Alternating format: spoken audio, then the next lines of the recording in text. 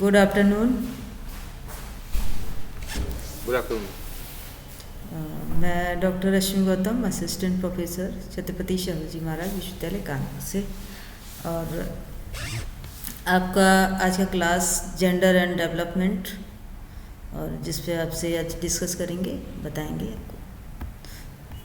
तो gender development एक विकास के लिए देखा जाए तो एक बहुत बड़ा क्षेत्र है, और जिसमें महिलाएं, बच्चे विशेष करके इसमें कैटेगरी में आते हैं। बच्चों के लिए, महिलाओं के लिए किस तरीके के डेवलपमेंट इश्यूज़ को आगे बढ़ाया जाए, उनके कौन कौन से ऐसे इश्यूज़ हैं जिस पर विकास नहीं, कौन से मुद्दे हैं जिन पर विकास की ज़रूरत है, जिन पर ध्यान देने की ज़रूरत है, इस बात को लेकर के जेंडर एंड डेवलपमेंट में इस बात की गई है, जिसको मतलब women in development, gender and development, और आपका women and development, gender and development, women in development and child in development.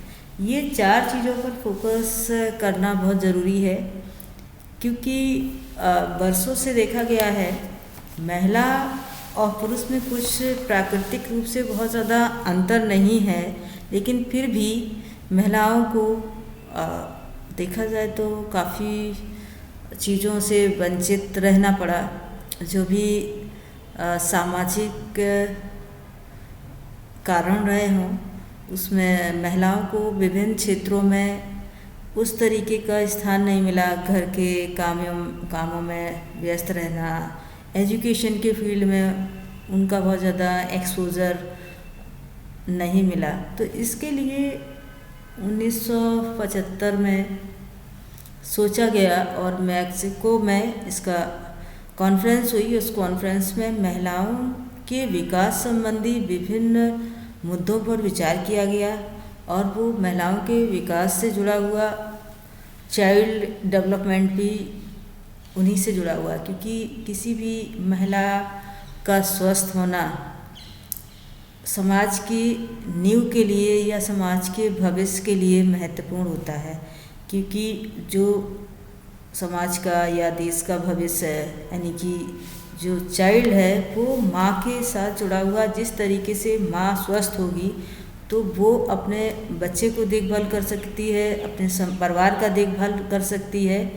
इसलिए यूएनडीपी का यूएस का जो यूनाइटेड स्टेट का कॉन्फ्रेंस हुआ 1975 में, और उस दौरान इस बात पर आइडेंटिफाई किया गया कि नहीं, महिलाओं के भी मुद्दों को उजागर किया जाए, उनकी भी बात रखी जाए, उनको कौन कौन क्षेत्रों में विकास की ज़रूरत है, किस चीज़ में उनको आगे आना चाहिए। तो ऐसे तमाम वहाँ पर विकास से जुड़ी हुई चीज़ों को हाईलाइट किया गया है, और उस पर काम करना शुरू किया गया। इसके कारण देखते हैं वीमेन एम्पावरमेंट की बात करते हैं, महिला सशक्तिकरण की बात करते हैं, आदि आबादी की बात करते हैं। अगर महिलाओं को आदि आबादी की जैसी संज्ञा दी जाती है या बात की जाती है, तो ऐसी स्थिति में उनके वही अधिकार उनको उन क्षेत्रों में भी काम करने का मौका मिलना चाहिए जिन क्षेत्रों में पुरुष काम कर रहे हैं। क्योंकि एक तरफ महिलाओं को आदि आबादी की बात कही जा रही है, दूसरी तरफ उनको परिवार की या कहेंगे कि जो घर है उसको चलाने की एक मुखिया कहा जाता है, या फिर जिस तरीके के अगर माँ स्वस्थ होगी तो बच्चा स्वस्थ होगा, या कह सकते हैं कि आने वाला पीढ़ी वो भी स्वस्थ हो सकती है। जब इस तरीके की बातें सामने आ रही हैं, तो विकास कार्यों में शिक्षा है, स्वास्थ्य है, इन क्षेत्रों में उनको क्यों पीछे रखा जाए। यानी कि कह सकते हैं आर्थिक और सामाजिक तौर पर भी उनको बराबर का दर्जा दिया जाना चाहिए। और आर्थिक क्षेत्रों में तभी होगा जब वो एजुकेटेड होंगी, तभी वो आर्थिक क्षेत्रों में अपना समान रूप से काम कर सकती हैं। उसमें चाहे उनके वेतन की बात हो, चाहे उनके कार्य करने के घंटों की बात हो, चाहे उनकी कहेंगे कि विभिन्न क्षेत्रों में वर्क या कहेंगे दखल देने की बात हो, चाहे वो शिक्षा के क्षेत्र हो, चाहे मेडिकल के क्षेत्र हो, चाहे अन्य कोई भी क्षेत्र हो, बैंकिंग के क्षेत्र हो, तो ऐसे क्षेत्रों में महिलाओं को आगे लाने की बात है तो फिर आदि आबादी की बात है तो उनके लिए कुछ नियम कानून भी होने चाहिए और उनके कुछ ऐसे नियम बनाए जाएं जिससे कि वो अपने आप को एक जगह पर या पुरुषों के समान काम कर सकें, पुरुषों के समान उनको वेज बोर्ड की व्यवस्था की जाए।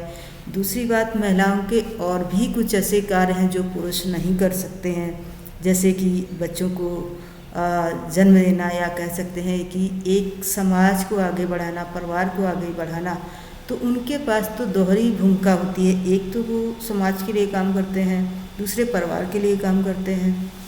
समाज के लिए काम करना ये जैसे मान लीजिए कोई भी महिला है, अगर वो किसी बाहर घर के बाहर काम करने जाती है, जॉब करने जाती है, नौकरी करने जाती है, ऐसी स्थिति में वो घर के कार्यों को वो पूरा कर रही है, बच्चों का घर परिवार का लालन पालन या घर की देखभाल ये भी स्थिति कर रही है। ऐसी स्थिति में उनकी जिम्मेदारियां महिलाओं की ज़्यादा हो जाती हैं। तो महिला सशक्तिकरण की बात जब आती है तो 2010 में महिला सशक्तिकरण वर्ष के रूप में घोषित किया गया, 2005 में किया गया था। फिर उसके बाद 2008 में इस बात को सेलिब्रेट किया कि हर साल महिला सशक्तिकरण दिवस मनाया जाएगा 8 मार्च को। इस बात की भी घोषणा कर दी गई, जिससे कि महिलाओं को उनके अधिकारों के प्रति उनको जागरूक करना। महिला सशक्तिकरण ऐसा नहीं कि एक दिन महिलाओं के लिए दिन निर्धारित कर दिया गया तो फिर महिलाएं सशक्त हो जाएंगी, ऐसा कुछ नहीं है, वो एम्पावर्ड हो जाएंगी। बस ये है कि उनके अधिकारों के प्रति उनको सजग करना, या जो भी सामाजिक या पारिवारिक जो उत्तरदायित्व हैं उनकी बात करना, वो किस तरीके से सभी चीज़ों को एक सहज ढंग से उनका निर्वहन करती हैं। अगर कोई भी वर्किंग वुमेन है तो वो पुरुषों से ज़्यादा काम करती है। वो इसलिए ज़्यादा काम करती है क्योंकि वो घर पर भी सारे काम करके आती है, चाहे बच्चों का देखभाल करनी हो, चाहे परिवार के और लोगों की देखभाल करनी हो, उसके बाद भी वो कार्यस्थल पर समान रूप से काम कर रही। फिर भी वो चाहे किसी भी कार्य हो, चाहे वो उनका श्रम से जुड़ी हुई चीज़ें हों, चाहे किसी भी पैसे की बात हो, चाहे किसी सरकारी तंत्र की बात हो, फिर भी वो समान रूप से काम कर रही। फिर उनके वेज बोर्ड में अंतर क्यों? उनकी जो इकोनॉमिक कंडीशन, उसमें क्यों कंडीशन ये लगाई जा रही कि महिलाओं को कम वेज बोर्ड दिया जाए, उनके जो है कार्य के घंटे बराबर रखे जाएं, लेकिन उनका जो है वेतन वो कम कर दिया जाए, इसलिए कि वो महिला है और वो पुरुष है। जबकि महिलाओं को तो ज़्यादा मिलना चाहिए, प्रोत्साहन और ज़्यादा दिया जाना चाहिए। दोहरी भूमिका निभा रही है और वो उन्हीं पुरुषों के साथ, वो चाहे घर से लेकर के बाहर तक काम करते हैं। घर में भी पुरुष होते हैं, वहाँ पर भी आप देख सकते हैं, इस चीज़ को आसानी से समझ सकते हैं। अगर कोई पुरुष नौकरी करने जा रहा, बाहर जा रहा है, किसी भी कार्य से जा रहा है, तो वो घर पर आकर के दूसरे काम, अब तो खैर अलग बात है कि अब कुछ युवा इस बात से समझ गए हैं और वो इस तरीके की चीज़ों को कहेंगे कि कॉपरेट कर रहे हैं। लेकिन मोस्टली ये सोच है, अभी भी मोस्टली मैं कह रही हूँ ये सोच है, 90% लोगों की ये सोच है कि वो अगर बाहर से कार्य करके आए हैं तो वो घर में काम नहीं करेंगे, और जो महिला वो घर में भी काम करेगी, बाहर भी काम करने जा रही। ऐसी स्थिति में एम्पावरमेंट की बात, अगर कोई लोग कहते हैं अच्छा पुरुषों को भी एम्पावरमेंट की ज़रूरत है और इसकी ज़रूरत है, उसकी ज़रूरत, ऐसा नहीं है। क्योंकि एक सबसे बड़ा काम जो महिला करती वो पुरुष नहीं कर सकता, कभी भी नहीं कर सकता। जो समाज को आगे बढ़ाने का काम करना, परिवार को आगे बढ़ाने का काम करना, ये पुरुष नहीं कर सकता, बाकी सारे काम कर सकते। तो दोहरी भूमिका है, इसलिए विमेन एम्पावरमेंट जैसा या महिलाओं को सशक्त माना गया है। भले ही उनकी शारीरिक संरचना एक अलग तरीके की है, जो कि लोग इस तरीके से उनको शारीरिक संरचना के हिसाब से पुरुष महिला में अंतर किया जा रहा है, लेकिन बाकी किसी भी काम में आप किसी भी जगह देखिए, कल्पना चावला वो भी महिला थी। अगर वो एरोनॉटिक्स में काम कर रही हैं, की है उन्होंने, या कुछ मुकाम हासिल किया है, तो वो भी एक महिला। पीटी उषा जैसी देख लीजिए, बहुत सारी महिलाएं। तो इस तरीके से जेंडर वाइजनेस नहीं होना चाहिए। अगर वो ह्यूमन बीइंग के हिसाब से महिला कोई भी काम महिला या पुरुष समाज के इंसान एक ह्यूमनिटी के हिसाब से दो ही जन समाज में है, महिला और पुरुष, जिस तरीके से वो समाज परिवार आगे बढ़ता है तो उनकी भी भूमिका उसी तरीके से है समाज को स्थापित करने में और परिवार को स्थापित करने में। ऐसी स्थिति में उनको सामाजिक तमाम तरह के बहिष्कारों का सामना करना पड़ता, तमाम तरह के डिस्क्रिमिनेशन का सामना करना पड़ता और इसी तरीके से तमाम तरह के उनको जहाँ पर वो वर्क करते हैं वहाँ पर भी उनको एक डिफरेंट तरीके से देखा जाता, नहीं ये महिला है, ये काम ऐसा नहीं कर सकती या इस जगह पर ये काम नहीं कर सकती। हम कहते कौन सा ऐसा क्षेत्र है जिसमें महिलाएं काम नहीं कर रही और वो बल्कि अच्छा काम कर रही। इसी संदर्भ में मैं नहीं कहती हूँ और जो है जेम्स स्टीफन इस बात को कहते हैं कि औरतें मर्दों से अधिक बुद्धिमती होती हैं, यानी कि महिलाएं अधिक इंटेलिजेंट होती हैं अपेक्षाकृत पुरुष के, मेल के। और उसका कारण ये है कि भले वो कम जानती हों, उसके पीछे भी कारण है। कम जानने का मतलब ये नहीं कि वो कम जानना नहीं चाहती हैं, वो जानना चाहती हैं, लेकिन उनके उत्तरदायित्व दूसरे और भी हैं जो कि पुरुषों के नहीं हैं। इस कारण उनको जितना भी समय मिलता है उतने समय में वो चीज़ों को ज़्यादा समझना चाहती है, ज़्यादा चीज़ों को संवेदनशील तरीके से, एक इमोशनली तरीके से चीज़ों को जानना चाहती, सेंसिटिविटी तरीके से जानना चाहती हैं। उसमें यही बात उन्होंने कही कि महिलाएं मर्दों से अधिक बुद्धिमती हैं, मतलब इंटेलिजेंट है, क्योंकि वह जानती कम है पर समझती ज़्यादा है। इस बात को कहा है, इस चीज़ को आप कोट कर सकते हैं, जेम्स स्टीफन ने इस बात को कहा है और इसको आप अपने कहीं भी आप इस बात को महिला का जेंडर जो कहेंगे कि डेवलपमेंट में आप इस चीज़ को समझा सकते हैं कि महिला पुरुष में कोई विशेष अंतर नहीं है। बस चीज़ों की ये बात है कि उनके पास समय की कम होता है, समय इसलिए कम होता है क्योंकि वो और भी उनके सामाजिक पारिवारिक जिम्मेदारियां हैं जो वो उनका निर्वहन करती है। और एक महिला आप देखिए, कभी भी ऑब्जर्वेशन करिए, एक महिला अगर 4 बजे सुबह उठ जाती है, उसके बाद वो सबसे बाद में रेस्ट करने के लिए जाती है, तो उनके स्वास्थ्य की ज़्यादा देखभाल करनी चाहिए। उनके लिए विशेष तरीके के खान पान से, हेल्थ से जुड़ी हुई चीज़ों का भी विशेष ध्यान देना चाहिए। लेकिन मुझे लगता है कि स्वास्थ्य को लेकर के भी देखा जाए तो महिलाओं के स्वास्थ्य इसीलिए पुरुषों की अपेक्षाकृत कमज़ोर रहता है क्योंकि वो एक समाज को जन्म देती है, एक समाज की देखभाल करती है, एक परिवार की देखभाल करती है, एक इंसान को जन्म देती है जो कि पुरुष नहीं कर सकता। इस वजह से उनका महत्व ज़्यादा है। इसी कारण एक चीज़ और कही है जो कि हम आपको बताएंगे। जो भी ला मार्टिना के शब्दों में उन्होंने इस बात को भी कहा है, सभी महान कार्यों में के प्रारंभ में, सभी महान कार्यों के प्रारंभ में औरतों का हाथ रहा है, यानी कि जो महिलाएं हैं वो किसी भी प्रकार के महान कार्य में सबसे प्रमुख रूप से उनका हाथ पहले रहा, वो पहले उस चीज़ में इन्वॉल्व रहती हैं।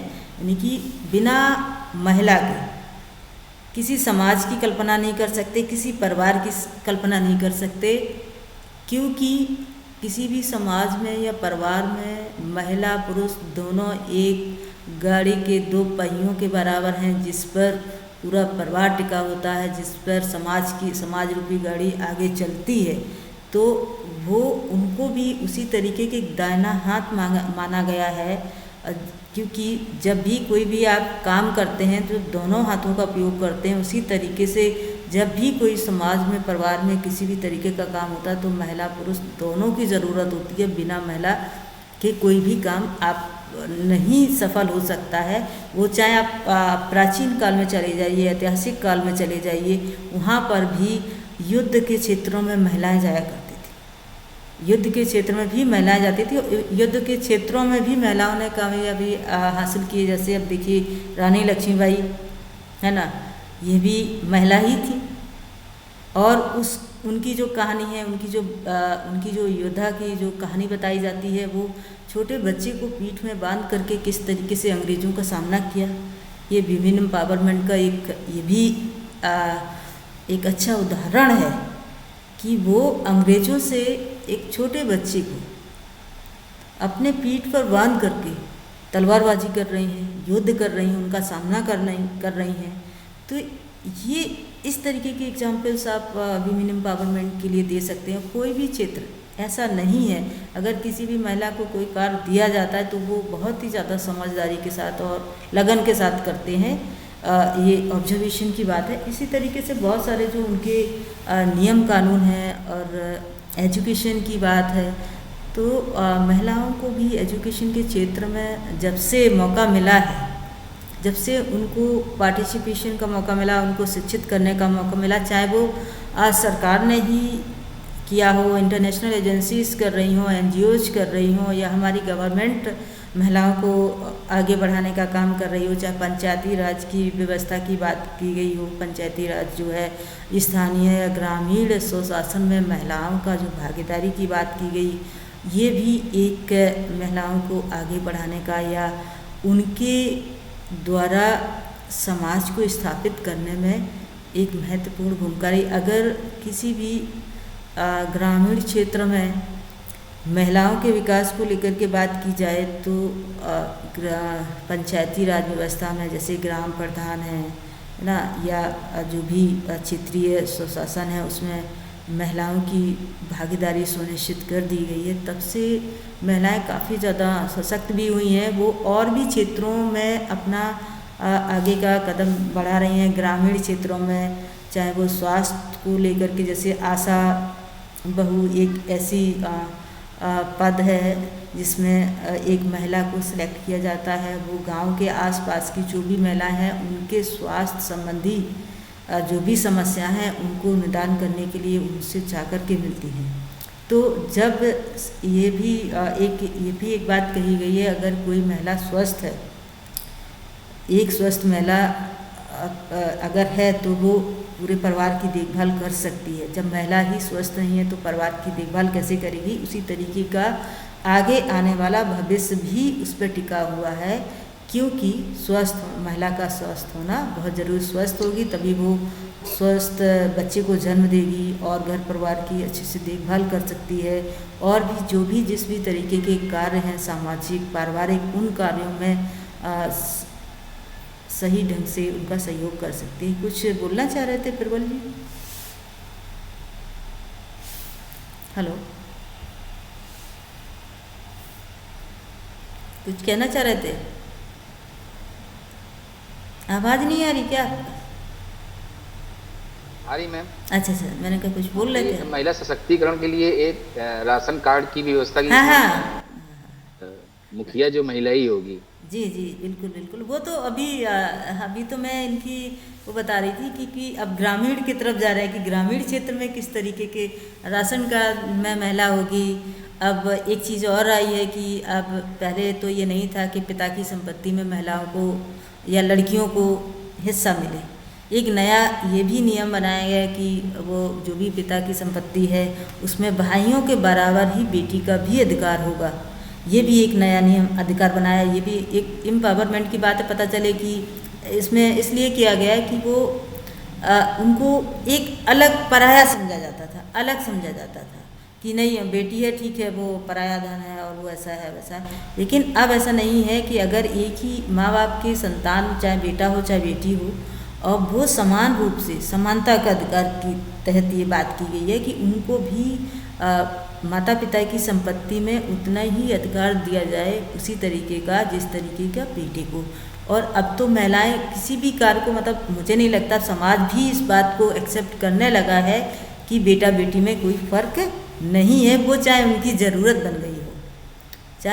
बन गई हो या महंगाई उसका कारण हो, जो भी हो, लेकिन अब समाज या परिवार के लोग भी काफ़ी हद तक भाई 10% भी अगर एक्सेप्टेड करें, इस चीज़ को एक्सेप्ट करेंगे तो धीरे धीरे ये चीज़ें आगे बढ़ेंगी।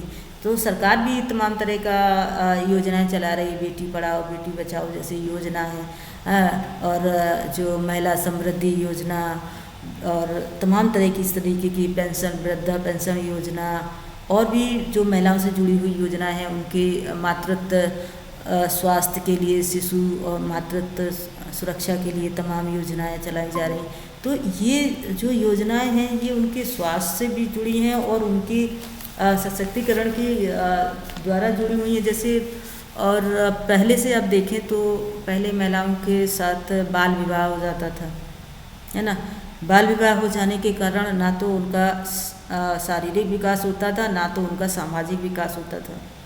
और शिक्षा के क्षेत्र में तो बात ही छोड़ दो, क्योंकि जाहिर सी बात है कि वो दूसरे कामों में दूसरी रिस्पॉन्सिबिलिटी को, जिम्मेदारी को निभाने लगती थी, जिस कारण उनकी एजुकेशन तो पीछे ही रह गई।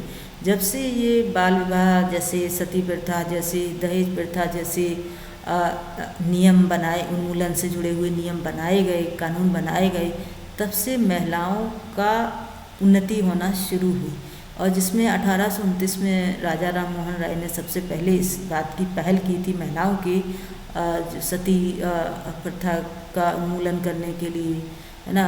और पुनर्विवाह जैसे, विधवा विवाह जैसे बहुत सारे ऐसे कॉन्सेप्ट थे जो महिलाओं को आगे आने के लिए और उनको समाज को समझना या अपने आप को मजबूत करने के लिए ये मौके मिले। और ये कानून संविधान द्वारा समान रूप से, चाहे समान वेतन की बात कही गई हो, चाहे उनको राजनीतिक पार्टिसिपेशन की बात कही गई हो, मतलब नियम बनाए गए हों, या उनको अपने अधिकारों को अपने इच्छा अनुसार अपनी जो कहेंगे कि शिक्षा प्राप्त करने का अधिकार उनको उनके अपने अनुसार, अपनी इच्छा के अनुसार विवाह करने की एज का भी ये है कि वो अपनी इच्छा से मीन्स कि अपनी मर्जी से विवाह, मर्जी का मतलब उनकी रजामंदी होनी चाहिए। ये नहीं कि पेरेंट्स ने कभी भी उनकी शादी कहीं से भी विवाह कर दिया जिससे कि वो आगे जा कर के परेशानी में होना।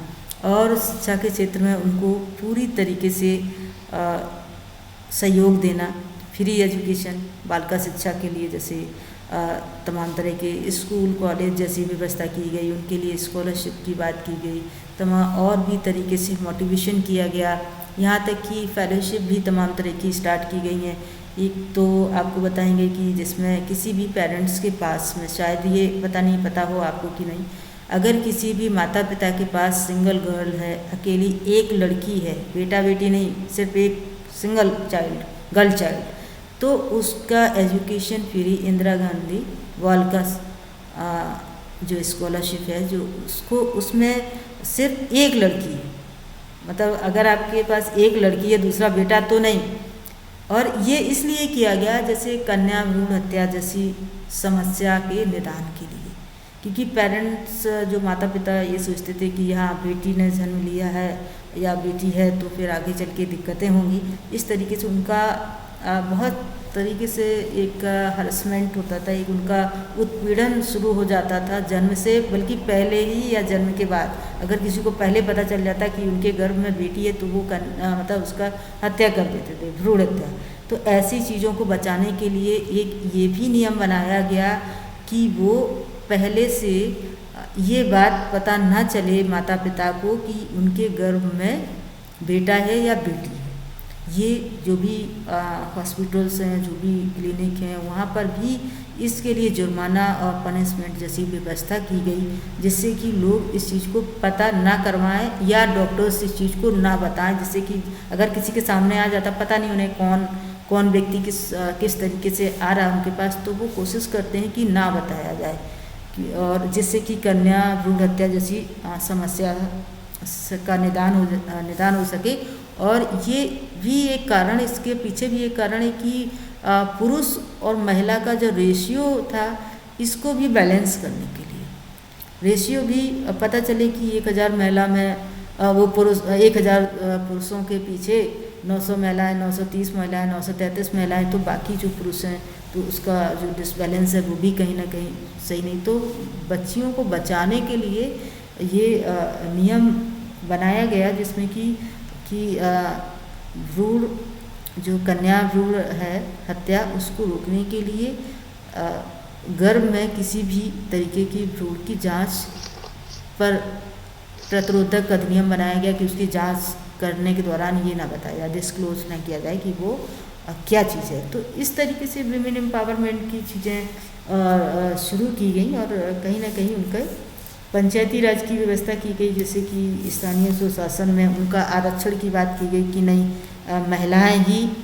उस सीटें जैसे रिजर्व कर दी जाती हैं कि नहीं यहाँ से महिला सीट होगी, यहाँ से ग्राम प्रधान महिला ही चुनाव लड़ेगी, या किसी विधायकी या और भी जो आपके तमाम नगर पालिका जैसी और चीज़ों के लिए। तो इसमें महिलाओं की बात करी गई। तो एक चीज़ है कि प्रसूति लाभ अधिनियम, ये भी एक बनाया गया, जिससे कि कई बार ऐसा हुआ कि महिला अगर गर्भवती है तो उस दौरान उसकी जॉब छूटने का कहीं ना कहीं काम, जो भी काम है वो काम छोड़ने का समस्या आ जाती थी। तो ऐसी स्थिति में एक ये भी बनाया है कि महिला प्रसूति अधिनियम बनाया गया, और ये अधिनियम 1971 में बनाया गया, 1971 में। और इस पर यही दिया गया कि वो उस दौरान सवेतन उनको मतलब पूर्ण वेतन मिलेगा, उस काम पर उनको छुट्टी भी मिलेगी और वेतन भी मिलेगा, और उनकी जो नौकरी है, जो जॉब है, वो कंटिन्यू रखी जाएगी। ऐसा नहीं है कि उनको उस जॉब से हटा दिया जाए। तो ये भी एक विमेन एम्पावरमेंट के लिए, जिससे कि वो कार्यस्थलों पर काम कर सकें और उनकी नौकरी या जो भी कार्य है, जो भी जॉब है, उस जॉब को करने का काम मिले। घरेलू हिंसा 2005 में घरेलू हिंसा अधिनियम एक पारित किया गया, बनाया गया, जिससे कि महिलाओं के साथ में घर में तमाम तरह की हिंसा, चाहे वो मारपीट हो और भी तमाम तरह के टॉर्चर्स जो भी हैं, उनके प्रति उनको सुरक्षित रखने के लिए उनके जो उनके अंदर जो भी कार्य करने की क्षमता है, उस कार्य करने की क्षमता को आगे बढ़ाने के लिए उनके मानसिक रूप से, शारीरिक रूप से उनको सुरक्षित रखने के लिए ये घरेलू हिंसा अधिनियम बनाया गया, जिससे कि पुरुष महिलाओं पर घर के अंदर इस तरीके के अत्याचार न करें।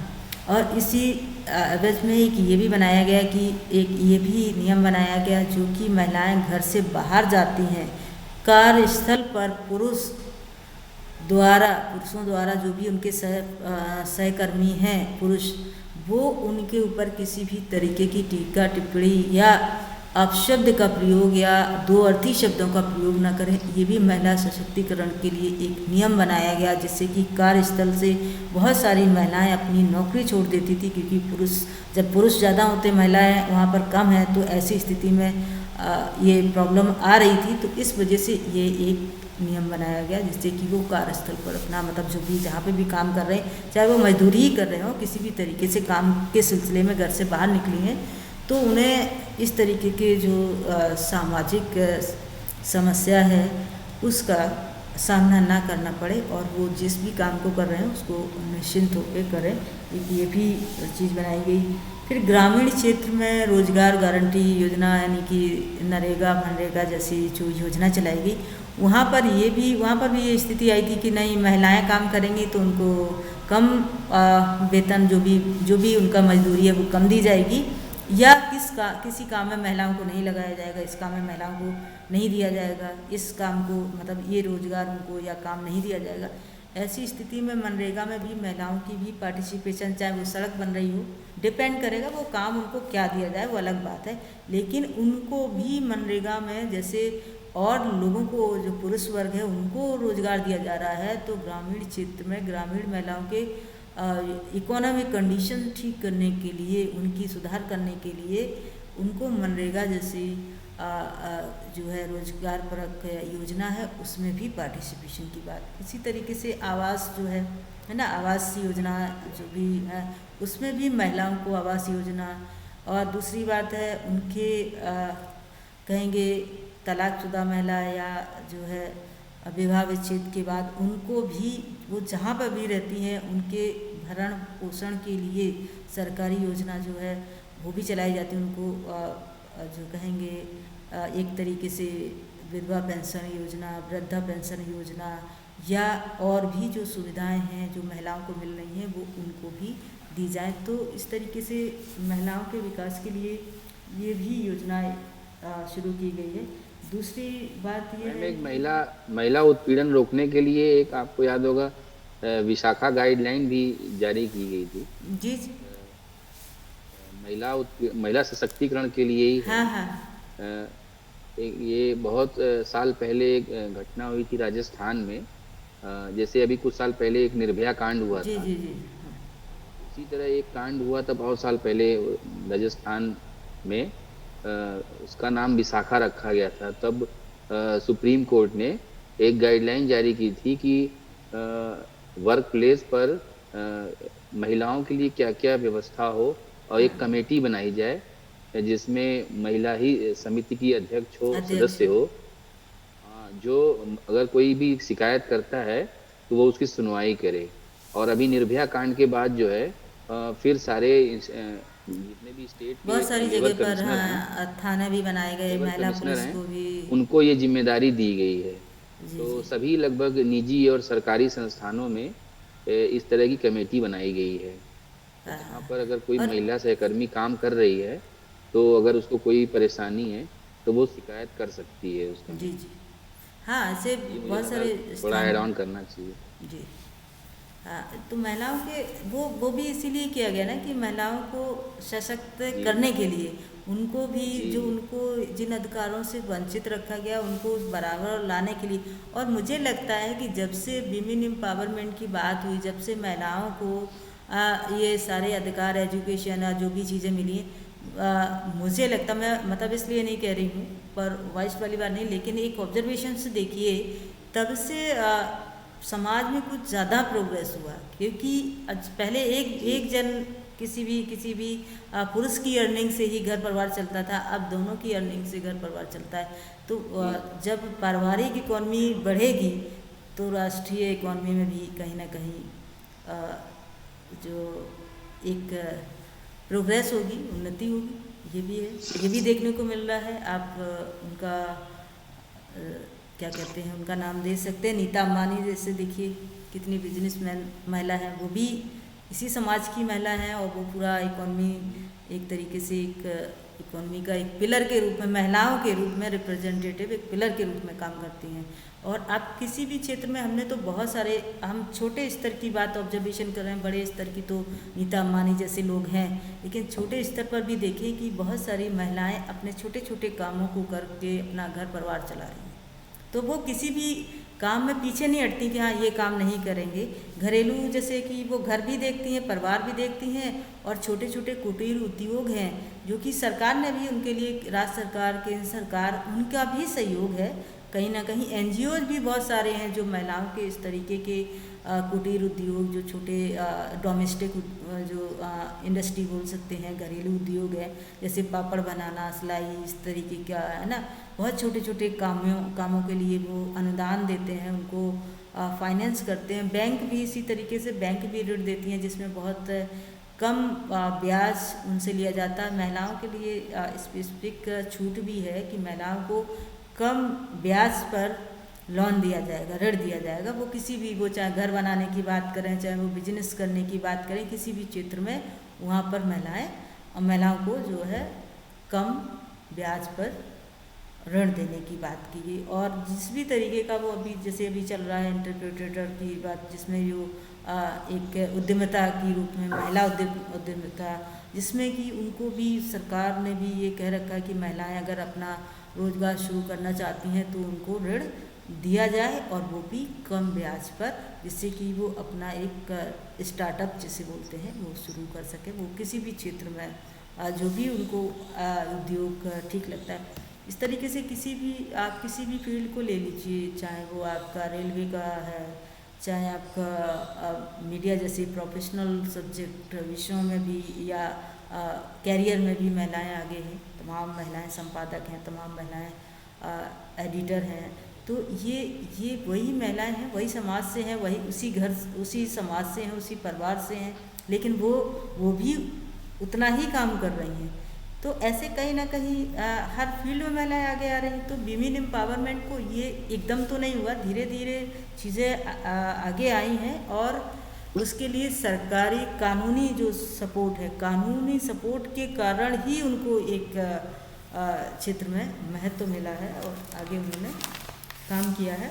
तो कुछ उनके जो प्रजनन और शिशु स्वास्थ्य से संबंधित कुछ योजनाएं शुरू की गई, कुछ स्वास्थ्य संबंधी, जैसे उनको वैक्सीनेशन कराना, उनका टीकाकरण कराना, तमाम ऐसी बीमारियां जो कि महिलाओं के द्वारा उनके बच्चों में ट्रांसफ़र हो जाती हैं, ऐसी बहुत सारी बीमारियां या बहुत सारी ऐसी समस्याओं को सरकार ने स्वास्थ्य सेवाओं के माध्यम से शुरू किया, जैसे कि उनका सुरक्षित प्रसव कराना, उनको आयरन आयोडीन की गोलियों को फ्री में वितरण कराना, जिससे कि उनका स्वास्थ्य ठीक रहे और जो भी जिस भी बच्चे को वो जन्म देने वाली हैं, शिशु को, उसका भी स्वास्थ्य सही रहे।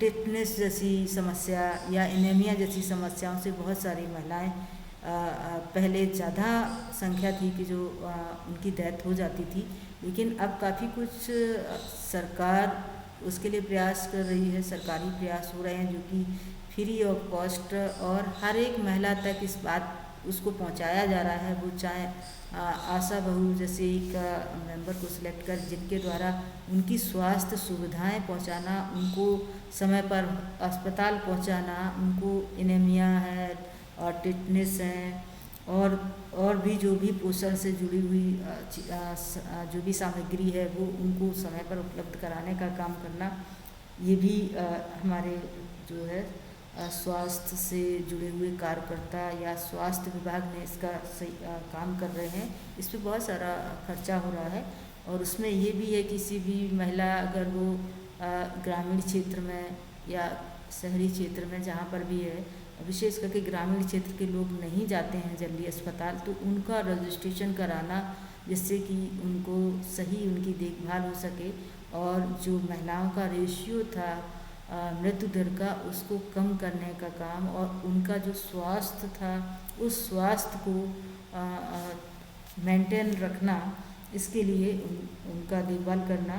और जैसे परिवार के संबंध में अगर कोई भी डिसीजन है तो उसमें महिला भी अपना डिसीजन ले सकती है। किसी भी तरीके के परिवार नियंत्रण से जुड़े हुए जो भी संसाधन है या जो भी काम है, चाहे वो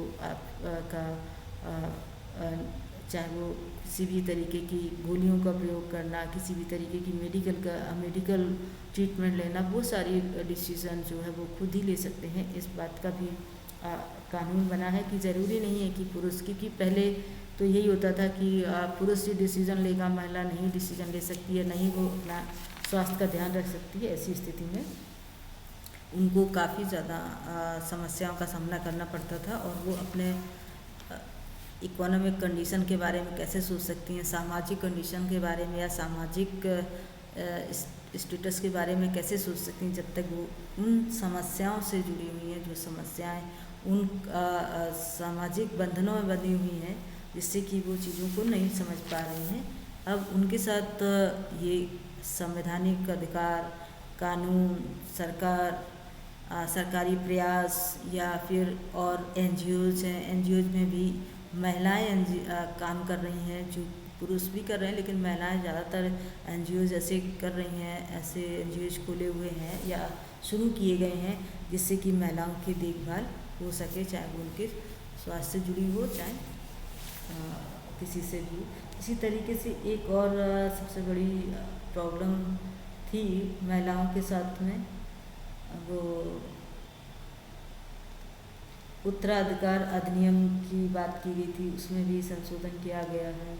और जो समान मजदूरी की बात, समान मजदूरी अधिनियम 1976 में शुरू किया गया कि जो भी चाहे महिला हो चाहे पुरुष हो, उसके शारीरिक संरचना से मतलब नहीं है, उनको भी समान वेतन, समान कार्य के लिए समान वेतन की व्यवस्था की जाए, जिससे कि वो अपना सामाजिक आर्थिक सुधार कर सकें।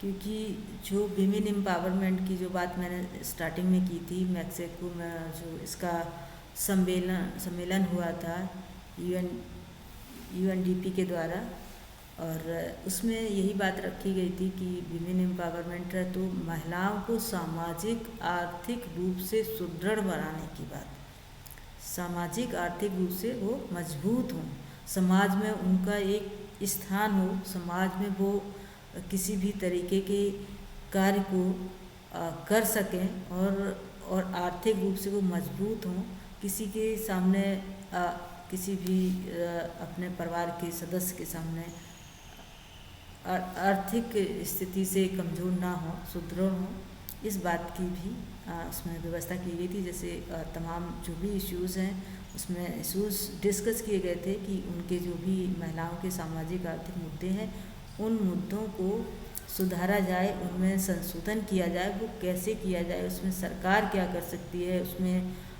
लोग क्या कर सकते हैं, जो भी NGOs हैं, जो भी दूसरे संगठन हैं, वो क्या कर सकते हैं। तो इस पे बहुत सारे डिस्कशन हुआ, उस पर ये चीज़ें निकल के आई कौन कौन क्षेत्रों में उनको आर्थिक रूप से स्ट्रॉन्ग किया जाए, कहाँ पर उनके कानूनी तौर पर उनको स्ट्रॉन्ग किया जाए, जिससे कि सपोर्ट किया जाए, जिससे कि वो अपना अधिकार की बात कर सके, अपनी जो है सब आर्थिक स्थिति को समृद्ध कर सकें, वो अपने पैसे को खुद अपने तरीके से खर्च। ये भी चीज़ें एक सामने आई थी कि महिलाएं जो भी मान लीजिए कहीं पर अगर मजदूरी भी कर रही हैं तो उस मजदूरी या उस जो भी उनकी इनकम है, उस इनकम पर उस महिला का अधिकार नहीं था कि वो उसको अपने तरीके से नहीं खर्च कर सकती है। लेकिन अब तो ये भी है कि ऐसा कोई भी नहीं ऐसा कर सकता है कि वो महिला का जो भी इकोनॉमिक कंडीशन, जो भी उनकी इकोनॉमी है, जो भी उनकी अर्निंग है, उस अर्निंग पे उनका ही अधिकार, वो चाहे तो किसी काम में या किसी के सहयोग कर सकते हैं, लेकिन ये कोई नहीं कर सकता है उनके परिवार या समाज में कि नहीं उसका कोई भी महिला का अधिकार नहीं है। समान रूप से जिस तरीके से पुरुष का है किसी भी अपनी अर्निंग पर, अपनी जो भी कमाई उस पर, और उसी तरीके से महिला का भी है। तो वीमेन एम्पावरमेंट की बात यहाँ पर जेंडर की डेवलपमेंट में बात करेंगे तो जब किसी भी महिला के पास इकोनॉमिक कंडीशन ठीक होगी तो वो विकास में निश्चित तौर पर सहयोग करेगी। निश्चित तौर पर इसलिए करेगी कि जो पहले मैंने आपको जब पढ़ाया था तो कहा था प्रति व्यक्ति आय वाली बात कही थी। जब प्रति व्यक्ति आय पर कैपिटा इनकम की बात कही थी, उस दौरान जब किसी भी व्यक्ति के पास इनकम के सोर्सेस होंगे, जब वो कोई भी व्यक्ति इकोनॉमिकल स्ट्रॉन्ग होगा, तो ऐसी स्थिति में वो कहीं ना कहीं निवेश करेगा, कहीं ना कहीं इन्वेस्ट करेगा, चाहे वो सेविंग के रूप में करे या किसी भी ऑर्गेनाइजेशन को चलाने का काम करे, या कुछ और भी जो भी उसको लगता है कि वो कुछ चीज़ें परचेज कर रहा है, कुछ चाहे प्रॉपर्टी, चाहे वो महिलाओं के लिए भी यही बात होती है कि अगर उनकी इकोनॉमिक कंडीशन ठीक है तो वो कहीं ना कहीं अपनी जो भी अर्निंग है, जो भी उनकी कहेंगे कि आर्थिक प्रगति हुई, उसके आधार पर वो जो भी चीज़ें खरीदेंगे, जहाँ पर भी इन्वेस्ट करेंगे, जहाँ पर भी निवेश करेंगे, वो राष्ट्र के विकास में हिस्सा बने। ठीक है ना। तो ऐसी स्थिति में ये कह सकते हैं कि महिलाएं भी अगर इकोनॉमिक कंडीशन या इकोनॉमिक रूप से वो समान है, पुरुषों के समान है, तो वो भी उतना ही राष्ट्र हित में या राष्ट्रीय विकास में हिस्सेदार है जितना पुरुष है। तो समान रूप से जब समानता, जब आदि आबादी जैसी बात कही जा रही है, तो उनकी भी विकास, राष्ट्र के विकास में महत्वपूर्ण योगदान है। तो इसमें यही है कि महिलाएं डेवलपमेंट में किस तरीके से अपना योगदान दे रही हैं, शिक्षा के क्षेत्र में दे रही हैं, या अर्थव्यवस्था के क्षेत्र में दे रही हैं, या राजनीतिक गतिविधियों में अपनी हिस्सेदारी दे रही हैं।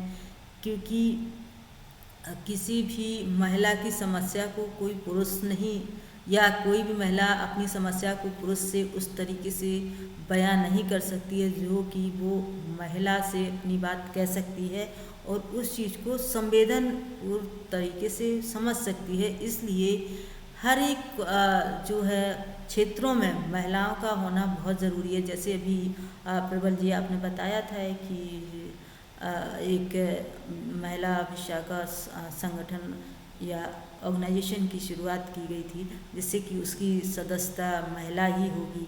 है ना। इसी तरीके से किसी के घर में राशन कार्ड है तो उसका मुखिया महिला ही होगी। वो इसलिए होगी क्योंकि कई बार ऐसी स्थितियाँ होती थी कि घर में, अभी जो ये बनाया गया इसके पीछे भी एक कॉन्सेप्ट है, क्योंकि जो राशन कार्ड का जो अनाज मिलता था, ठीक है, उसमें पुरुष क्या करता था कि उस अनाज को घर ही नहीं ले जाता था, उसको बेच दे रहा, वहीं पर जाकर के बेच दे रहा है।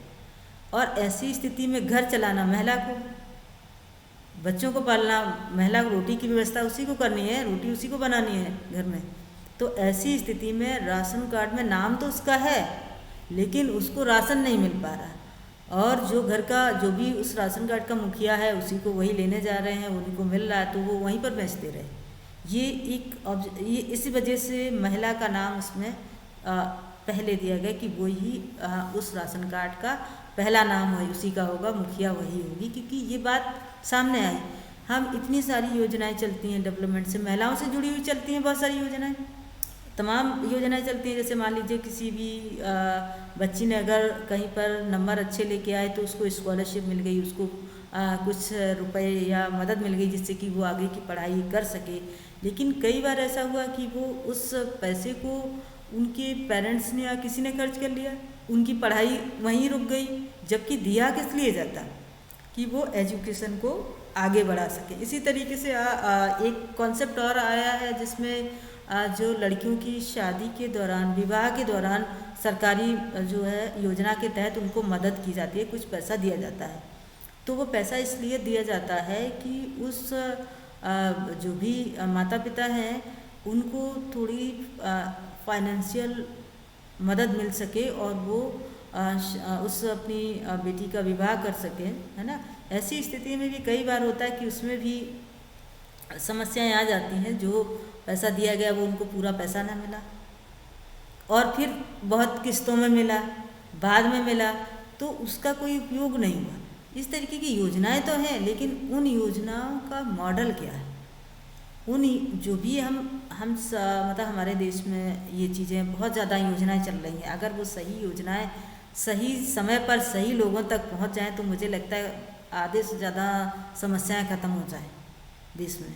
और जो विकासपरक जो भी योजनाएं हैं वो पूर्ण रूप से उन तक नहीं पहुंचती। इसकी स्टडी कौन करे, इसको कौन देखे, उसकी निगरानी कौन करे कि वो योजनाएं पहुंच रही हैं कि नहीं पहुंच रही। बहुत सारी, अब जैसे एक महिलाओं का ये जो घरेलू गैस जो कनेक्शन, ईंधन की बात की गई है ना, 1 करोड़ महिलाओं को, 1.5 करोड़ महिलाओं को गैस चूल्हे प्रोवाइड कराए गए, गैस कनेक्शन प्रोवाइड कराए गए, यहाँ तक कि बिजली के कनेक्शन भी उनके घर की महिलाओं के नाम, जो कि उनको सस्ते उस पर दिए जा रहे हैं। तो ऐसे जब घरेलू महिलाओं की, जो महिलाओं को एक खाना बनाने के दौरान जो धुआं होता है उससे तमाम बीमारियां जैसे कि फेफड़ों में प्रॉब्लम हो जाना, टीबी जैसी बीमारी हो जाना, आँखों में प्रॉब्लम हो जाना, जिससे कि उनको समस्या, और वो समस्याएं उनके बच्चों के अंदर आ जाना, जैसे टीबी जैसी बीमारी, धुआं से, बहुत ज़्यादा धुआं और चीज़ों से हो जाएगा प्रॉब्लम। तो इससे उनको बचाने के लिए जो कहेंगे कि गैस सिलेंडर या गैस कनेक्शन देने की बात की गई फ्री में ग्रामीण क्षेत्रों में, तो वहाँ पर भी कहीं ना कहीं ऐसा होता है कि चलो ठीक है कनेक्शन दे रहे हैं, कुछ पैसे आप दे दीजिए, हम कनेक्शन दे रहे हैं। तो इनको कौन इनकी तो भी जांच होनी चाहिए, इनको प्रॉपरली उन चीज़ों को जांचना चाहिए। चीज़ें तो ठीक है, अच्छी बात है, महिलाओं के लिए तमाम सबला योजना, पता नहीं कौन कौन सी योजनाएं, बहुत सारी योजनाएं हैं जो कि फाइनेंस से जुड़ी हुई योजनाएं हैं, उनके हेल्थ से जुड़ी हुई योजनाएं हैं। हेल्थ में वो चाहे मतलब शारीरिक तौर पर, चाहे वो मेडिकल की बात हो या फिर और अदर फैसिलिटीज़ हो, वो सारी व्यवस्थाएं की जा रही हैं, लेकिन उनका प्रॉपरली उपयोग करना, इम्प्लीमेंटेशन जैसे बोलते हैं, उसको भी नज़र रखनी चाहिए, उस पर भी थोड़ा लिखाई पढ़ाई होनी चाहिए। हमारी जो मीडिया है उसको भी इन चीज़ों को कवर करना चाहिए। जैसे अमर उजाला ने एक कैंपेनिंग चलाया था, बेटी पढ़ाओ, जैसे ना, बेटी बचाओ बेटी पढ़ाओ, यही था ना शायद, मेरे ख्याल से। हाँ प्रबल जी, माइक ऑन करिए। जी मैम, हाँ ये जी भी था। मैम, 2012 हाँ में 12-13 में शुरू हुआ था। हाँ बेटी पढ़ाओ ना। हाँ, हाँ बेटी बचाओ। हाँ तो इस मगदला तरीके के फाउंडेशन ने जैसे शुरू किया। उन्होंने न्यूज़पेपर ने मतलब एक अभियान शुरू किया। इसी तरीके से तमाम जो हमारे और भी जनमाध्यम हैं वो जन जागरूकता का काम करें। जो भी योजनाएं हैं उन योजनाओं के बारे में लोगों तक पहुंचाएं। बहुत सारी योजना अभी जो मैंने बताया, इंदिरा गांधी एकल जो है बालिका छात्रवृत्ति, इसके बारे में कितने लोगों को पता है? बिल्कुल नहीं पता है। कुछ पढ़े लिखे लोग शायद कभी यूजीसी की साइट देख लेते हो तो पता चल जाता हो, लेकिन इन योजनाओं को आम आदमी तक पहुंचाने का काम कौन करेगा? हमारी मीडिया ही करेगी। सपोर्ट डेवलपमेंट सपोर्ट कम्युनिकेशन का काम है ये। जो संचार के जो माध्यम हैं वो विकास को समर्वित करें यानी कि उसको समृद्ध करें, उसको आगे बढ़ाने का काम करें, तभी सामाजिक विकास हो सकता है। वो चाहे महिलाओं का हो, चाहे चाइल्ड का हो, चाहे बच्चों का हो, किसी का भी हो। अगर उनसे जुड़ी हुई योजनाएं, उनसे जुड़ी हुई जानकारियाँ हमारे जन माध्यम आम आदमी तक नहीं पहुँचाएंगे तो चाहे जितनी योजनाएं कागजों में फीताशाही बनी रहे, लाल फीताशाही जिसे बोलते हैं ना, कागजों में बनी रहे, धरातल पर नहीं होंगी, तब तक आप कह नहीं सकते कि विकास की में मीडिया का योगदान है। तो हमारी आपको पढ़ाने का मतलब यही है कि हम जब भी आप पीएचडी कर रहे हैं, अभी करने जा रहे हैं, तो ऐसे विषयों का भी सिलेक्ट करें कि हमारी जो मीडिया है वो विकास कार्यों को कैसे आगे बढ़ाने का काम कर रही है। जो भी जन माध्यम, चाहे वो print media, electronic media, social media, ये जन जागरूकता कर रही हैं या नहीं कर रही हैं, लोगों में अवेयरनेस कर रहे हैं कि नहीं कर रहे हैं, वो भी विकास को लेकर के। चाहे महिलाओं से जुड़ी हुई योजना हो, चाहे सामाजिक योजनाएं, जिससे भी जुड़ी हुई योजनाएं हैं, उन योजनाओं को, उन जानकारी को पहुंचाया जाए। उनके बारे में समय समय पर डेवलपमेंट स्टोरीज लिखी जाए और उनका जो है वो किन लोगों के लिए उपयोगी है, किन लोगों को उसका फ़ायदा मिल सकता है, वो कैसे मिल सकता है, इस बात को आप लोगों को स्टडी करनी है, इस बात पर फोकस करना है। डेवलपमेंट कम्युनिकेशन का या डेवलपमेंट जो आपका ये पेपर बताया जा रहा है, ये पढ़ाया जा रहा है, ये सिर्फ इसीलिए पढ़ाया जा रहा है कि आप जब स्टडी करेंगे, जब आप रिसर्च करेंगे, उस दौरान ये भी टॉपिक पता हो, इन चीज़ों को भी फोकस करिए। और ये अब तो सभी जगह सिलेबस में भी हो गया है, मास्टर्स के और सभी में, वो बच्चों को इसीलिए डेवलपमेंट कम्युनिकेशन या डेवलपमेंट स्टडीज़ पढ़ाई जाती है, जिससे कि वो जब खबर लिखें, जब सूचनाएं लोगों तक पहुंचाने का काम करें, तो अपनी खबर के माध्यम से ऐसे भी विषयों को चुनें और वो ज़्यादा से ज़्यादा लोगों तक पहुंचाएं, जिससे कि देश के विकास में मीडिया की भूमिका रहे, सामाजिक विकास में मीडिया की भूमिका रहे, महिलाओं के विकास में मीडिया की भूमिका रहे, और या मतलब कह सकते हैं महिला और बाल विकास में मीडिया की भूमिका रहे। कितना मतलब जो है बाल विकास पुष्टाहार विभाग है ना, उसके बारे में कितना जानकारी लोगों को मिलती, वो क्या क्या बच्चों के लिए, महिलाओं के स्वास्थ्य के लिए या उनके हेल्दी फूड की बात करते हैं।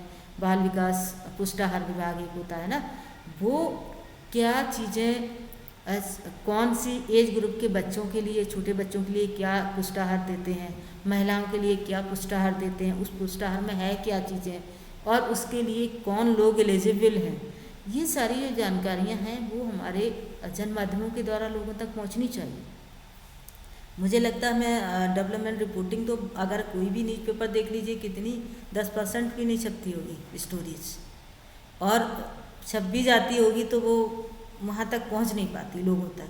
तो हर एक माध्यम के द्वारा जो भी जन माध्यम है, जन जागरूकता से जुड़े हुए, अवेयरनेस से या इन्फॉर्मेशन का जो मीडिया के कार्य हैं, उन कार्यों को करते हुए इस डेवलपमेंट स्टोरीज को, डेवलपमेंट जो भी जुड़ी हुई जानकारियों को, उनको लोगों तक पहुंचाया जाए। इस पर रिपोर्टिंग कीजिए। तो इस पर रिपोर्टिंग कैसे की जाएगी? जब जानकारी होगी तभी ना, जब उस पर फोकस करेंगे तब ना, कि नहीं हमें तो बस क्राइम से जुड़ी हुई खबरें मिल जाएं या कुछ और चीज़ें मिल जाएं, बस ठीक है, इजली जो चीज़ें मिल जाएंगी। क्योंकि डेवलपमेंट स्टोरी के लिए आपको प्रयास करने होंगे, ऑब्जर्वेशन करना होगा, रिसर्च करना होगा। अगर कोई भी योजना लागू की गई है तो उस योजना पर कौन सा मॉडल काम कर रहा है, किस देश का मॉडल काम कर रहा है, तो उसकी भी बात। जैसे मान लीजिए हम ऑनलाइन एजुकेशन की बात कर रहे हैं, ऑनलाइन एजुकेशन ठीक है, अच्छी बात है, चल रही है, ठीक है, बढ़िया है। ये एक हम जो विकसित देश हैं उनकी टेक्नोलॉजी को, उनके मॉडल पर काम कर रहे हैं, लेकिन क्या उनका मॉडल विकासशील देश के लिए सही है या पूरी तरीके से वो उस पर लागू हो सकता है, पूरी तरीके से सफल हो सकता है? हो सकता है। एक तरफ ऑनलाइन एजुकेशन की बात हम कर रहे हैं, हम ये नहीं कह रहे ये बेकार है, अच्छी बात, लेकिन एक तरफ लोग भूखे भी हैं। क्या वो ऑनलाइन एजुकेशन पढ़ सकते हैं, मोबाइल अफोर्ड कर सकते हैं, स्मार्टफोन या जो भी चीज़ें, या उनके पास टाइम होगा, वो मजदूरी करने जाएंगे, काम करने जाएंगे, रोटी की व्यवस्था करने जाएंगे, या ऑनलाइन एजुकेशन के लिए व्यवस्था करेंगे?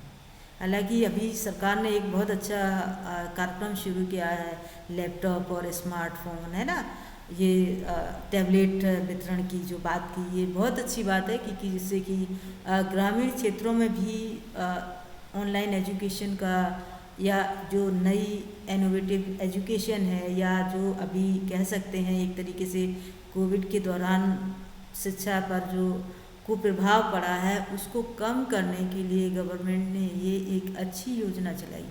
इस योजना का जिन लोगों को भी उसका लाभ मिलेगा वो शायद ऑनलाइन एजुकेशन से जुड़ सकते हैं। तो ऐसे इस पर कितना लिखा गया है आप बताइए, ऑनलाइन इस पर जो टैबलेट और इस पर कितना लिखा गया? एक तरह से देखा जाए कि किस तरीके से किन लोगों को इस योजना से फ़ायदा होने वाला है और वो कैसे अप्लाई करें, क्या करें, इस पर कितना लिखा गया, कहाँ कहाँ किन लोगों को ये सुविधा मिल चुकी है और कितने लोगों को मिलने वाली, इस पर किसी ने कोई स्टडी नहीं, कोई स्टोरी नहीं लिखी गई, ठीक है ना। तो इस तरीके की स्टोरी लिखनी चाहिए जिससे कि दूसरे लोग भी प्रोत्साहित हों कि नहीं ठीक है, ये तो अच्छी चीज़ है। और इससे एजुकेशन के प्रति जो लोगों का अभी इस 2 साल में थोड़ा सा एक तरीके से डिप्रेशन जैसी स्थिति आ गई कि कैसे पढ़ाई होगी, कैसे क्या होगा, शिक्षा का जो एक रिदम या रूटीन है वो ब्रेक हो रहा है, उसके प्रति लोग जागरूक हों। ये तभी होंगे जब ऐसी स्टोरी लिखी जाएंगी कि इसलिए ये जो है लैपटॉप या टैबलेट या स्मार्टफोन दिए गए जिससे कि हमारे जो बच्चे हैं या जो पेरेंट्स हैं उसको अफोर्ड नहीं कर सकते हैं उनके लिए, विशेष करके ग्रामीण क्षेत्र में। और चलिए लैपटॉप और ये सारी चीज़ें हो भी गई, उसमें फ्री ऑफ कॉस्ट कनेक्टिविटी होनी चाहिए, ठीक है, उसकी कनेक्टिविटी भी फ्री ऑफ कॉस्ट होनी चाहिए, यानी कि उनको जो चीज़ें मिल रही हैं वो फ्री ऑफ कॉस्ट होनी चाहिए, उसमें कोई चार्ज नहीं। ये नहीं, अब मान लीजिए लैपटॉप भी दे दिया, स्मार्टफोन भी दे दिया, लेकिन जो व्यक्ति मजदूरी कर रहा है, जो व्यक्ति बहुत एफर्ट नहीं कर सकता है, 500 रुपये का रिचार्ज मंथली नहीं कर सकता है, 2 GB का या 1.5 GB का, तो वो कैसे क्लास पढ़ लेगा? फिर ये भी है, चलिए फ्री भी कर दे, जैसे जियो फ्री कर दिया था, फिर जो भी है रीजन। उसके बाद कनेक्टिविटी के लिए जो स्ट्रॉन्ग नेटवर्किंग होनी चाहिए, ये भी एक ज़रूरी है, जिससे कि हम एजुकेशन के क्षेत्र में जो ऑनलाइन एजुकेशन का जो मॉडल हम अमेरिका जैसे या जो हमारे विकसित देश हैं उनसे लेकर के आ रहे हैं, उस मॉडल को हम कब तक लागू कर सकते हैं और कैसे कर सकते हैं, उसमें किसका पार्टिसिपेशन क्या रहेगा, मास का पार्टिसिपेशन किस तरीके से रहेगा, गवर्नमेंटल पार्टिसिपेशन कैसे रहेगा, और जो एजुकेशनल जो संस्थान है उनका पार्टिसिपेशन कैसे रहेगा, इन सब चीज़ों पर स्टडी होनी चाहिए, इन सब चीज़ों पर फोकस करना चाहिए, जिससे कि हम ऑनलाइन एजुकेशन जैसे सुविधा को के प्रति लोगों को जागरूक करें। ये हमारे इसी देखा जाए तो विमेन एम्पावरमेंट का भी एक हिस्सा है। तमाम महिलाएं जो है अपना रोज़गार भी इसी ऑनलाइन एजुकेशन के द्वारा या ऑनलाइन जो है नेटवर्किंग के द्वारा तमाम तरह के अपने रोज़गार भी स्थापित कर रहे हैं। तो इन सब चीज़ों के लिए काफ़ी मॉडल तो हम कहीं से भी कोई भी ले आते हैं, लेकिन उससे पहले ऑब्जर्वेशन नहीं करते हैं, उससे पहले स्टडी नहीं करते हैं। कभी भी किसी भी डेवलपमेंट मॉडल को शुरू करने के लिए डेवलपमेंट से जुड़ी हुई किसी भी चीज़ को धरातल पर लागू करने के लिए, योजना को, पॉलिसीज़ को लागू करने के लिए उससे पहले स्टडी करनी चाहिए कि हम ये योजना ले आ रहे हैं, इस योजना को हम कहाँ कहाँ पर फेलियर होंगे और किन कारणों से वहाँ पर हम फेल हो सकते हैं, असफल हो सकते हैं, या जो जो टारगेट बनाया है वो टारगेट वहाँ तक पहुँच सकता कि नहीं, उन महिलाओं तक पहुँच सकता कि नहीं, उन बच्चों तक पहुँच सकता कि नहीं, उनकी एजुकेशन प्रभावित होगी कि नहीं होगी, या हम जो भी ऑनलाइन एजुकेशन का मॉडल है या जो भी ऑनलाइन एजुकेशन की अभी जो virtual education, online education, coaching, तमाम चीज़ें की जो अलग अलग तरीके से लोगों ने शुरू किया, वो कहाँ तक सफल हो सकता है, क्या और उसमें इम्प्रूवमेंट करना चाहिए, क्या और सरकार की तरफ से एफर्ट करने चाहिए, क्या और लोगों जो भी लोग हैं उनका पार्टिसिपेशन किस तरीके का और होना चाहिए। जैसे एक हम छोटा सा एग्जाम्पल देना चाहेंगे, ये मुझे लगता है कि जो मैं अभी इतनी देर से बता रही हूँ वो कहीं ना कहीं डिपेंड करता है। जैसे ऑनलाइन एजुकेशन चल रही है, ठीक है, पढ़ाया जा रहा है, एजुकेशन क्लास चल रहा है ऑनलाइन, लेकिन हम कैसे आइडेंटिफाई करेंगे कि ये स्टूडेंट पढ़ ही रहा है, या उसका बीच बीच में नेटवर्क इश्यूज हो रहा है। अब जो बात कही जा रही, जो इन्फॉर्मेशन दी जा रही, जो जानकारी दी जा रही, या जो टास्क बताया जा रहा है किसी चीज़ के बारे में, वो अगर उसके बीच में नेटवर्क ब्रेक हो गया तो उसके लिए तो बेकार हो गया, है ना। तो ऐसी स्थिति में ऑनलाइन एजुकेशन भी, टेक्नोलॉजी भी कहीं ना कहीं फेल हो जाती है। तो उसके लिए तैयार रहने की क्या व्यवस्था है, उसके लिए क्या किया जाए, उसका अल्टरनेट क्या है, जिससे कि हमारे जो बच्चे हैं उनका एजुकेशन की स्थिति ठीक रहे, एजुकेशन बरकरार रहे, मतलब चलती रहे। तो ये उसका है। बाकी आपका कोई क्वेश्चन किसी का हो या कुछ सजेशन हो बता सकते जी। माइक ऑन करिए।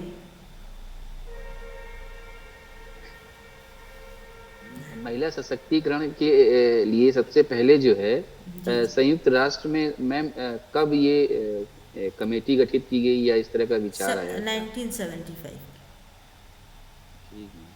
हमने क्या बताया था। 1975 में क्या कोई सम्मेलन हुआ था? जी जी, सम्मेलन, कॉन्फ्रेंस। मैंने आपको जब यूएनडीपी पढ़ाया था तो उसमें एक कॉन्फ्रेंस की बात की थी, तो जी जी, उस कॉन्फ्रेंस में इस बात को रखा गया था और उसमें महिला के आर्थिक और सामाजिक जो भी मुद्दे हैं उन पर डिस्कशन किया गया था, और वो जो मुद्दे किस तरीके के वो समाज में अपना स्टेटस बना सकती हैं, कौन सी चीज़ें होनी चाहिए महिलाओं के लिए, कौन से अधिकार होने चाहिए, कौन से उनके लिए रूल्स रेगुलेशन बनाया जाना चाहिए, किन किन सामाजिक चीज़ों पर काम करना चाहिए सरकार को, किन को बढ़ावा देना चाहिए। जैसे बाल विवाह, है ना, बाल विवाह रोकेंगे तभी ना वो आगे जाएंगे, चाइल्ड मैरिज जिसे बोलते हैं, कन्या भ्रूण हत्या जैसी चीज़ों को रोकना, और उनके एजुकेशन, बालिका एजुकेशन के लिए शिक्षा जो है लड़कियों की या महिलाओं की शिक्षा पर फोकस किया जाए, उनको तमाम उनकी जो है शिक्षा पर कहाँ पर प्रॉब्लम आ रही इस पर स्टडी की जाए, रिसर्च की जाए।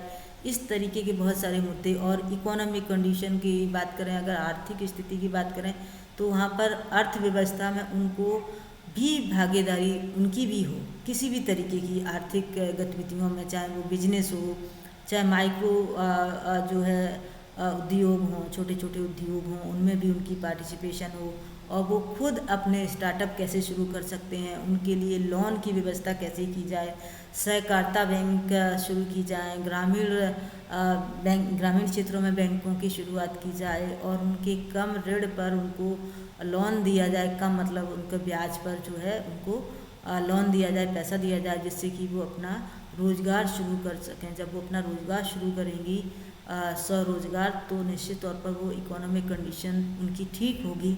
जब इकोनॉमिक कंडीशन ठीक होगी तो उनका सामाजिक स्टैंडर्ड भी बढ़ेगा, पारिवारिक स्टैंडर्ड भी, परिवार में भी उनकी स्थिति, स्टेटस ठीक रहेगा, सामाजिक स्टेटस भी होगा।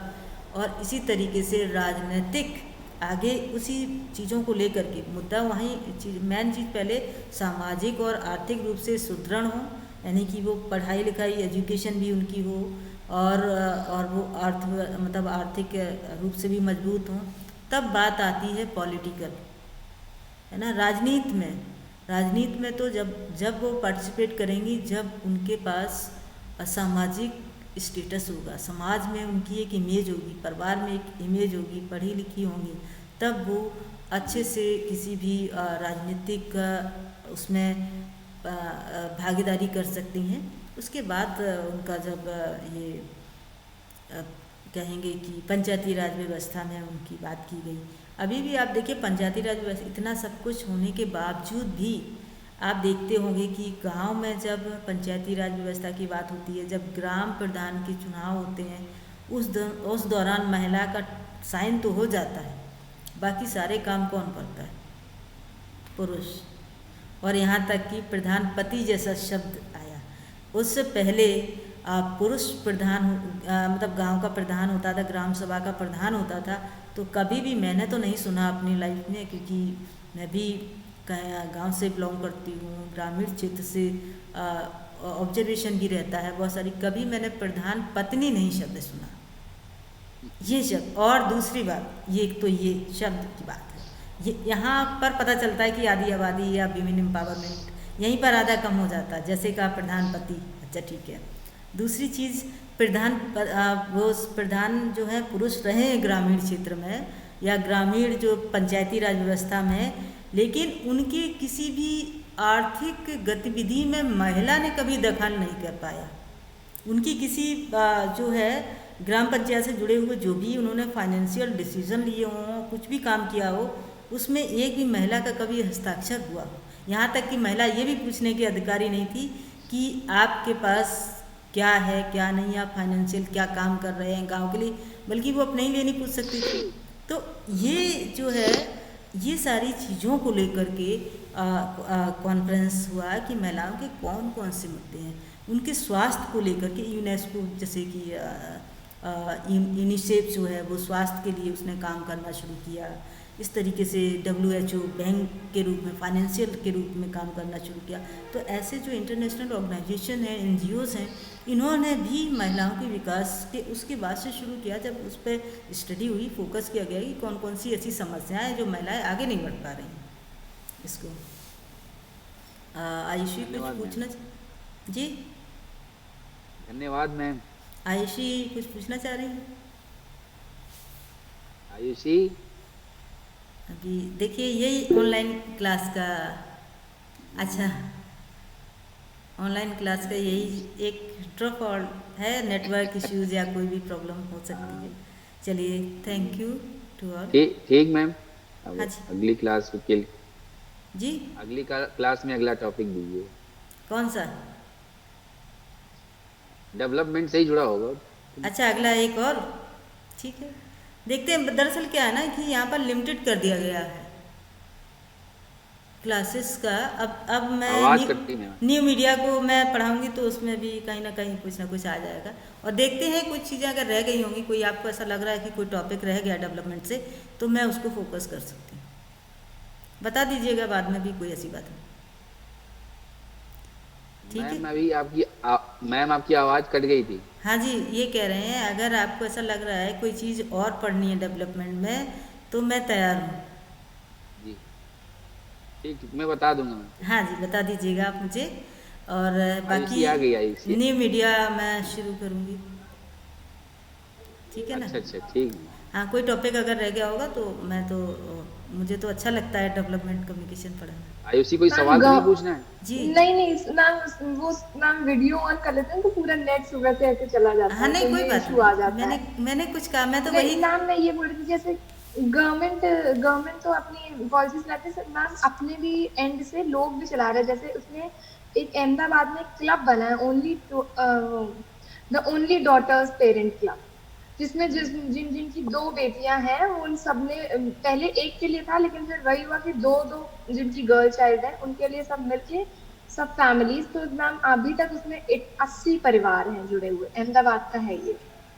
तो ये ऐसे तो अपने एंड से भी, ये तो दरअसल ये NGO टाइप का नहीं, एक चैरिटी टाइप का है। जैसे आप कह रहे हैं ना इतने हाँ परिवार हाँ जुड़े हुए हैं, वो कुछ पैसे उसमें चैरिटी के रूप में इकट्ठा करते हैं, उसके बाद जिनकी ये इस टाइप की जो लड़कियां हैं उनके लिए मदद करना, यही ना? हाँ, बेसिकली एक मैम कोऑपरेटिव ये तो कोऑपरेटिव इसलिए है कि प्रयास। To respect the girl child, हाँ हाँ, वो ठीक है, ये वो इसलिए किया था। चैरिटी एक तरीके से शुरू की, और वो हो सकता है आगे चल के एनजीओ के रूप में कन्वर्ट हो जी जाए। जो मैंने योजना बताई है वो यूजीसी की योजना है। हाँ हाँ, जी हाँ यूजीसी हाँ की है, यूनिवर्सिटी ग्रांट कमीशन की है। और वो जो है उनकी एजुकेशन, जो ग्रेजुएशन पीजी, इसमें फ्री एजुकेशन होगी, जी यहाँ तक कि उनको फेलोशिप भी मिलनी है, कंटिजेंसी भी मिलनी है प्रॉपरली पढ़ाई के लिए, हम्म कुछ 12-15 हज़ार रुपये इस तरीके का। ये बात है, ये बहुत कम लोग जानते, इस पर कोई लिखता ही पढ़ता नहीं है ना। हमारी मीडिया कहाँ सपोर्ट कर रही डेवलपमेंट को, वो तो क्राइम की तरफ हम्म और पॉलिटिकल बस उसी टाइप के मुद्दों को लेते हैं। मुझे लगता है डेवलपमेंट स्टोरीज तो बिल्कुल कवर नहीं होती हैं।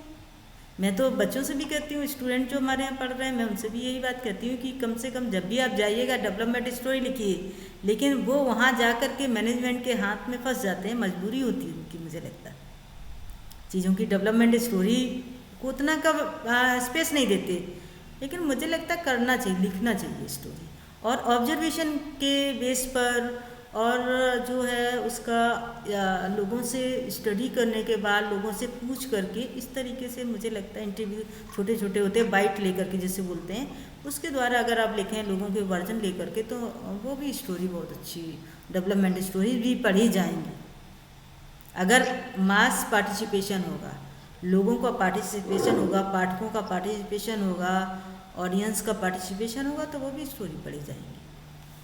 ठीक है, चलिए तो फिर और ठीक। कुछ। Thank you to all. चलिए, थैंक यू मैम। धन्यवाद। नमस्ते मैम। अच्छा, नमस्कार नमस्कार। आप रिकॉर्डिंग ऑफ करवा दीजिएगा। हाँ, take care. Okay, thank you ma'am. हाँ, आप लोग ध्यान रखिएगा अपना।